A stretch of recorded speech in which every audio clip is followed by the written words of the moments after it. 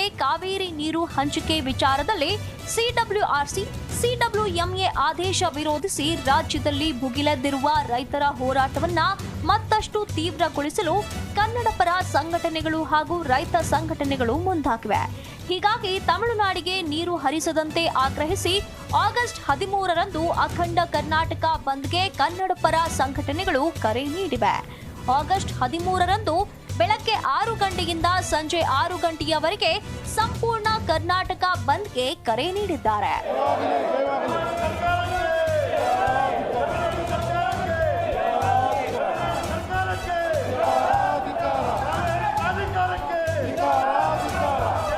ಸಭೆಯಲ್ಲಿ ಮಾತನಾಡಿದ ವಾಟಾಳ್ ನಾಗರಾಜ್, ಪ್ರತಿದಿನ 3500 ಕ್ಯೂಸೆಕ್ ನೀರು ಬಿಟ್ಟರೆ ಕೆಆರ್ಎಸ್ ಮೈದಾನ ಆಗುತ್ತೆ.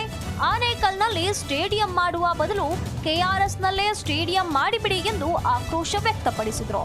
ಇನ್ನು ತಮಿಳುನಾಡು ಮುಖ್ಯಮಂತ್ರಿ ಕಾವೇರಿ ನೀರನ್ನ ಒತ್ತಾಯಿಸಲು ಬಂದ್ರೆ ಅಥವಾ ಬೇರೆ ಉದ್ದೇಶದಿಂದ ಬಂದ್ರೆ ಆಗಸ್ಟ್ 3ರಂದು ವಿಮಾನ ನಿಲ್ದಾಣಕ್ಕೆ ಮುತ್ತಿಗೆ ಹಾಕಲಾಗುವುದು ಎಂದು ಎಚ್ಚರಿಸಿದ್ದಗಳಿಗಿಂತ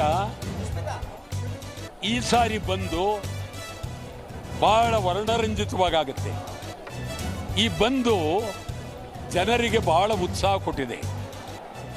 ಎಲ್ಲರೂ ಬಂದ್ಗೆ ತಯಾರಾಗಿದ್ದಾರೆ.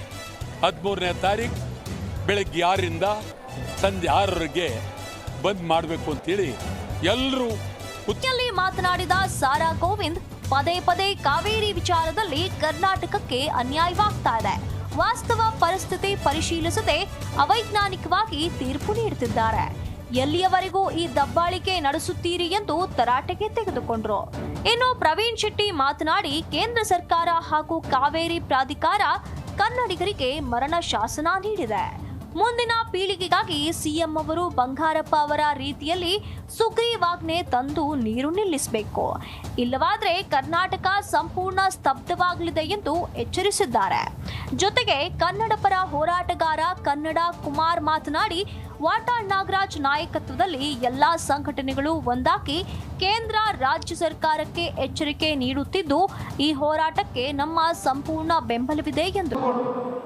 ತಮಿಳುನಾಡು ಕೇಳಿದ್ರು ಅಂದ ತಕ್ಷಣ 4 TMC ನೀರು ಬಿಡಿ ಅಂತ ಹೇಳಿದ್ರು ಎಷ್ಟು ಮಟ್ಟಿಗೆ ಸರಿ.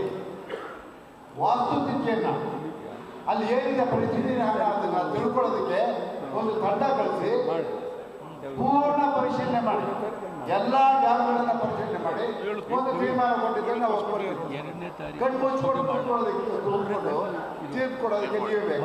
ಕಾವೇರಿ ನೀರು ಹಂಚಿಕೆ ವಿವಾದ ರಾಜ್ಯದಲ್ಲಿ ಮತ್ತೆ ಕಾವು ಪಡೆದುಕೊಂಡಿದ್ದು, ಕನ್ನಡ ಪರ ಸಂಘಟನೆಗಳ ಈ ಹೋರಾಟದ ಎಚ್ಚರಿಕೆಗೆ ಸರ್ಕಾರ ಯಾವ ರೀತಿಯ ಹೆಜ್ಜೆ ಇಡಲಿದೆ ಎಂಬುದು ಕುತೂಹಲ ಮೂಡಿಸಿದೆ. चिकन बर्फी कबाब, Arabian roll, garlic chicken, Turkish कबाब और पता नहीं क्या क्या। नमस्ते बेलगाम में हूँ अभी एंड आज मैंने विजिट किया बेलगाम में ओपन हुए इस न्यू लाल कैटरर्स के रेस्टोरेंट को। ये लाल पकाती केटरिंग के नाम से बहुत फेमस है। इनके पास आपको यूनिक टाइप्स ऑफ स्टार्टर्स मिलेंगे, जिसमें से हमने ट्राई किया पॉपलेट चिकन, इटालियन कबाब, चिकन शाही चीज रोल, चिकन बर्फी कबाब, Arabian roll, chicken cheese box, लाल बादशाह रोल, चिकन पठानी कबाब, टर्किश कबाब, गार्लिक चिकन और ये चिकन सिजलर। इनके स्टार्टर्स का टेस्ट तो बहुत बढ़िया था एंड इनके फ्लेवर्स भी लाजवाब थे। और ये मेरा दोस्त जिसको हाथ टूटा हुआ है फिर भी खाने का नाम सुनते ही आ गया अपना प्रोटीन इंटेक पूरा करने। इतने सब स्टार्टर्स के बाद अब बारी थी मेन कोर्स की, तो हमने यहाँ पे लिया घी roasted Rashmi paratha with chicken angara, जो टेस्ट में 1 नंबर था। फिर आई हम सबकी favourite chicken and mutton biryani, और इनकी मटन बिरयानी तो माउथ वाटरिंग थी, जो आपको ट्राई करनी ही पड़ेगी। इनका खुद का केटरिंग सर्विस भी है, जहाँ ये ऑल टाइप्स ऑफ इवेंट्स के ऑर्डर लेते हैं एंड बिरयानी के भी ऑर्डर्स लेते हैं, लेकिन आपको बिरयानी मिनिमम 2 kg ऑर्डर करनी पड़ेगी। और इवनिंग में रेस्टोरेंट के सामने इनका स्टार्टर्स का स्टॉल भी लगता है, जो 5 PM to 7 PM रहेगा। अगर आपको इनके unique starters and mouth watering biryani try करनी है तो visit Lal caterers restaurant near Indian national flag, असदका सोसाइटी, बेलगाम।